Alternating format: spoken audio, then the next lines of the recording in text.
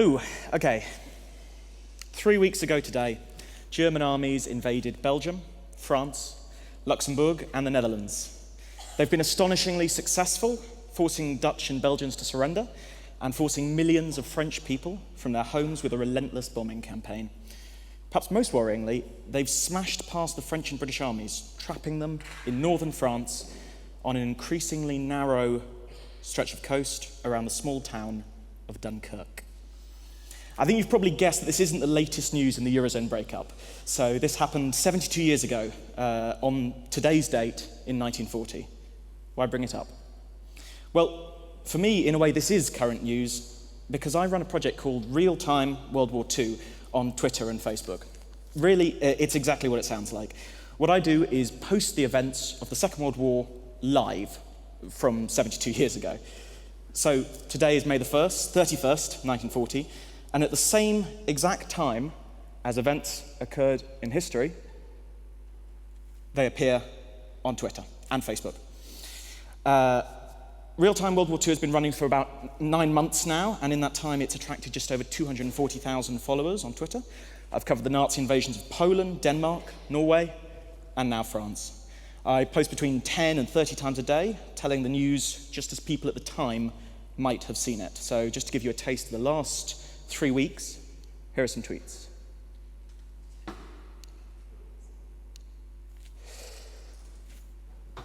"4:35 a.m. on the 10th of May, that's 3 weeks ago today, German armies now advancing into the Netherlands, Belgium, Luxembourg and France. Fall Gelb, the invasion of the West, has begun. On the 14th of May, in less than an hour of bombing, Luftwaffe have leveled the center of Rotterdam. 814 people are dead, 85,000 homeless. And just 4 days ago, on the 28th of May, 7 p.m, Churchill is now meeting his cabinet, saying no peace with Hitler. If our Long Island story is to end, let it be only when we lie choking in our own blood." I confess, I would like David Cameron to slip that one in just sort of at the end of a... might wake them up. I also use contemporary photographs. You might have noticed the link to the picture in that bombing tweet. So there's the center of Rotterdam. The Dutch surrendered on the same day. It's not really surprising, is it? I use videos from newsreels, audio recordings, but most importantly, I tell personal stories.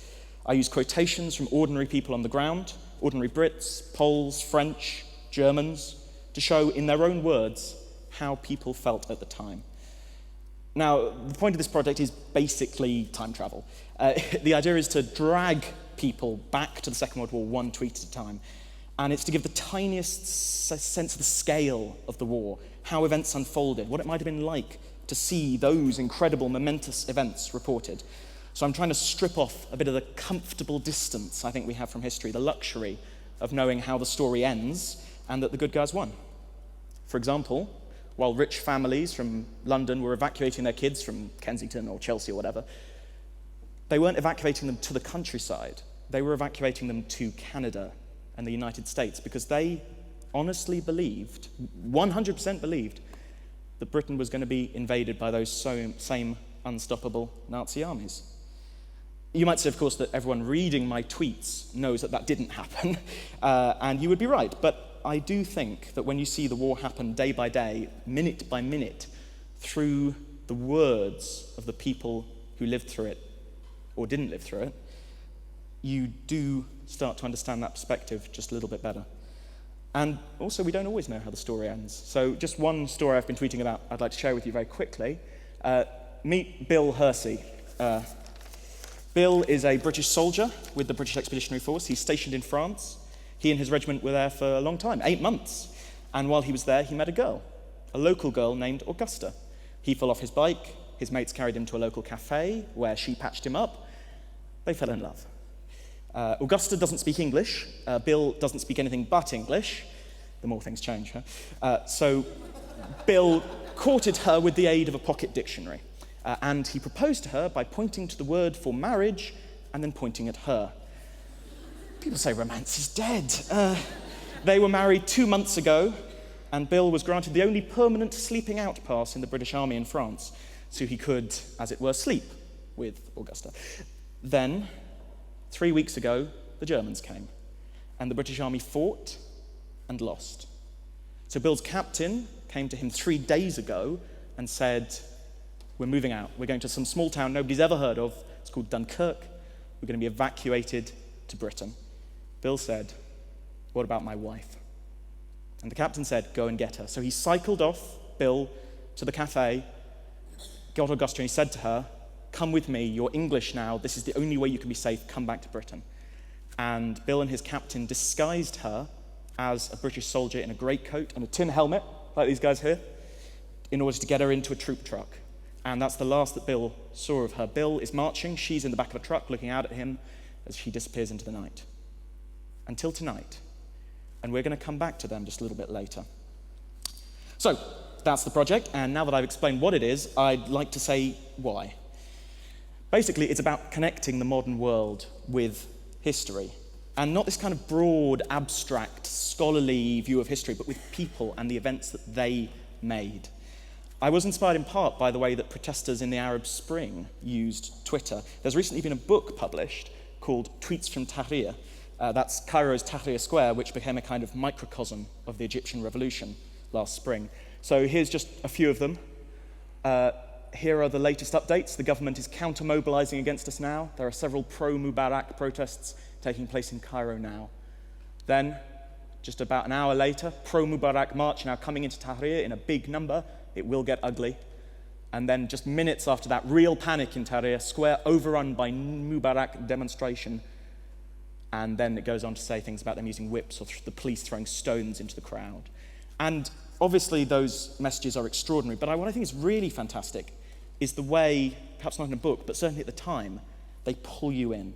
When people read these tweets, hopefully when they read my tweets, they come juxtaposed against what other people you're following are saying.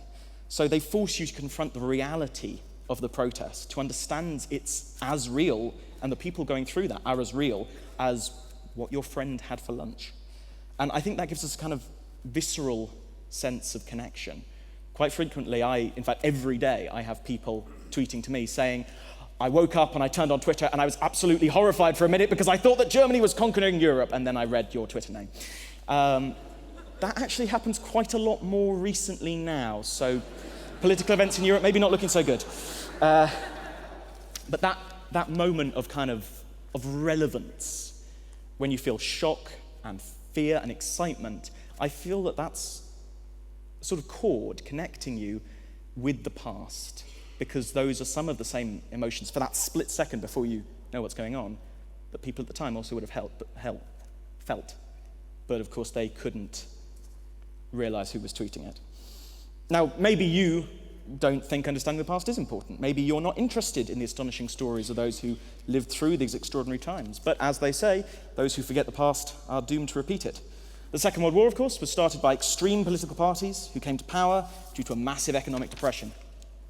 Wow, graph! I've lulled you into a false sense of security with my pictures, and then suddenly, wham, GCSE maths. I promise it will be gone soon.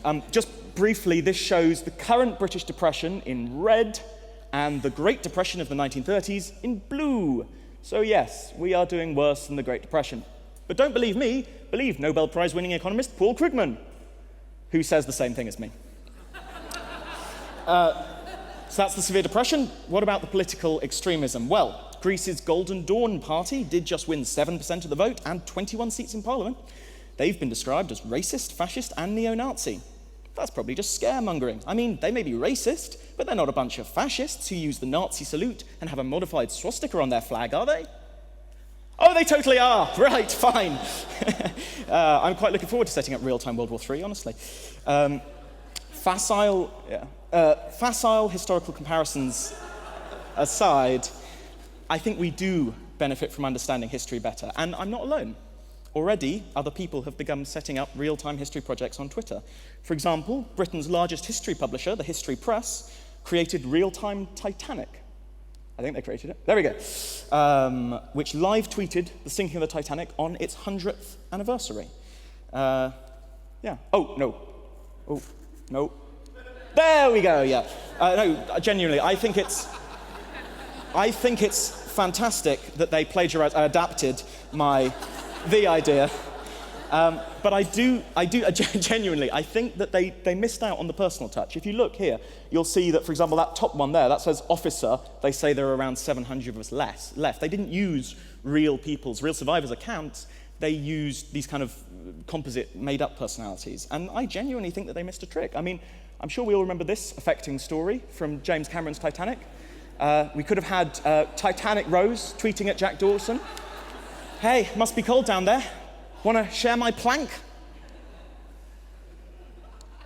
Thanks, babe. I'm freezing my nuts off. I'll be right over.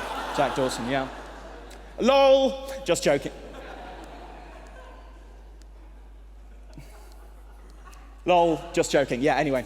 It would have been very funny. So please laugh anyway.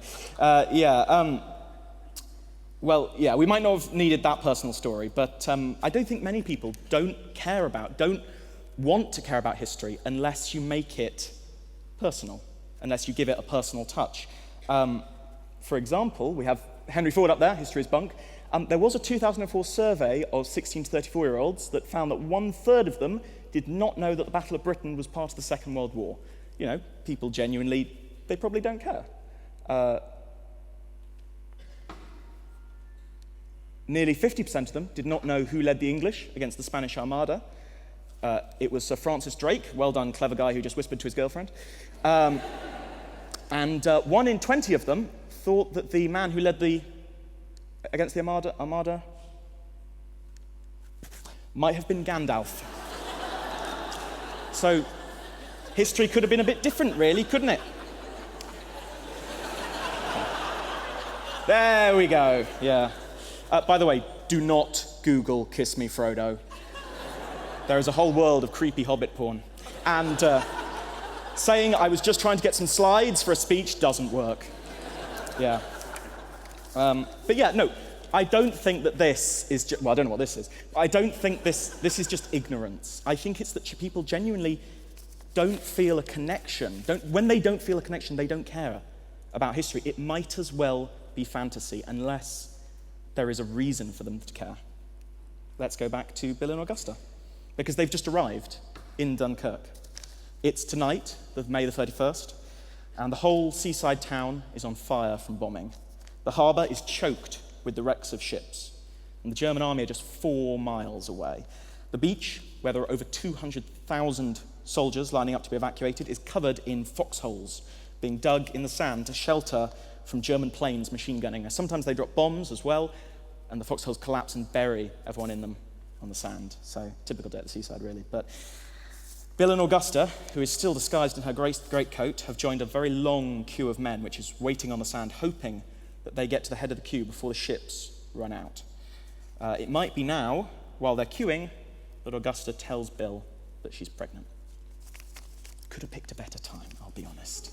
Look, I keep coming back to Bill and Augusta. I keep coming back to people, because I don't think we can understand the past unless we can understand what it might have been like to live in it. And for that, we need to empathise with the people who were there.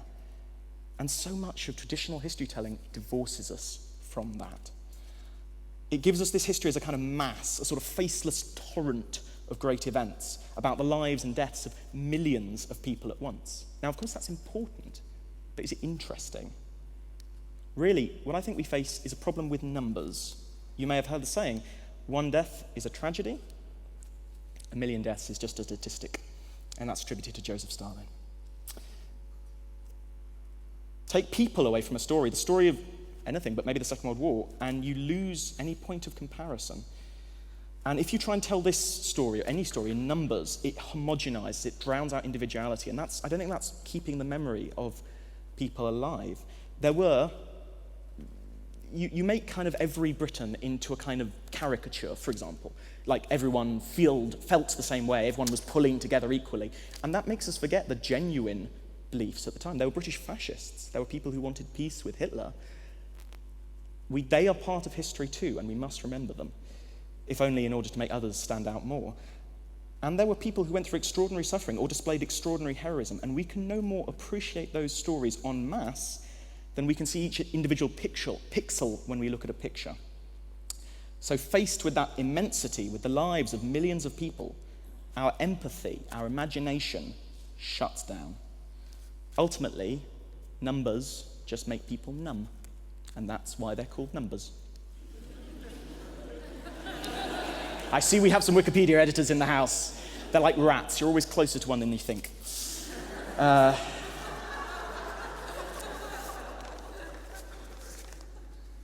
All right, maybe my etymology is a little bit spotty, but I'm serious about the numbers.